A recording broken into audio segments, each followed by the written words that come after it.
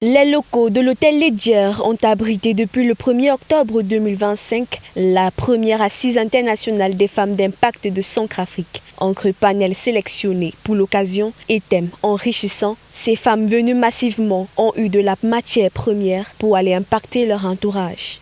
Quand on parle d'impact, c'est cette femme-là qui a impacté la vie déjà de sa maison, dans sa maison, d'une communauté, d'un quartier, d'un village, voire même d'un pays. Alors ici, nous, on voulait parler du Bottom Leadership. Le Bottom Leadership qui veut dire les actes concrets sur le terrain. Parce que tout le monde se dit leader aujourd'hui. Tout le monde, ça sort de l'ouest à l'est, du nord au sud, leader. Ça nous embrouille un peu les oreilles. Mais je vous en prie, si ce pays est toujours encore parmi les 10 derniers pays les plus pauvres au monde, c'est que nos leaderships, là, on doit les revoir.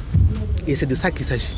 On doit revoir nos leaderships. On doit revoir nos impacts que nous disons avoir des impacts là. Il faut revoir cela.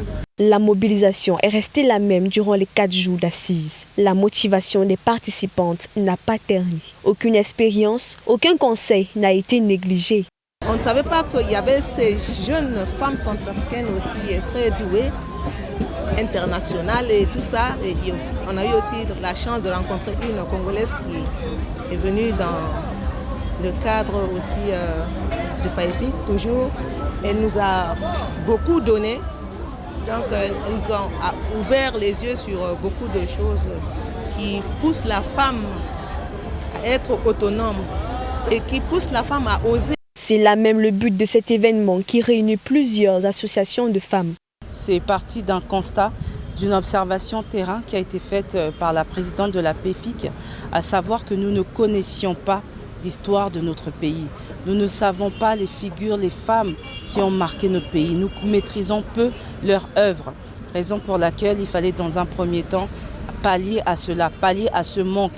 On ne peut pas aller dans une direction si on ne sait pas d'où l'on vient. On ne peut pas demander aux femmes centrafricaines de pouvoir être des femmes d'impact si elles ignorent leur histoire.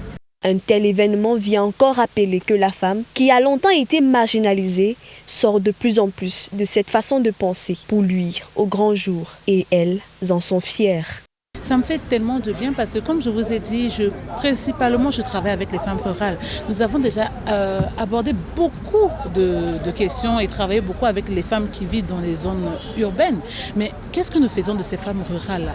C'est pour ça aujourd'hui, vous voyez, il y a 20 femmes issues des communautés différentes qui viennent pour pouvoir écouter et partager et porter leur voix haut. Parce qu'elles vivent dans les zones, elles traversent des difficultés et sont violentées jours et nuits. Qu'est-ce qu'on fait?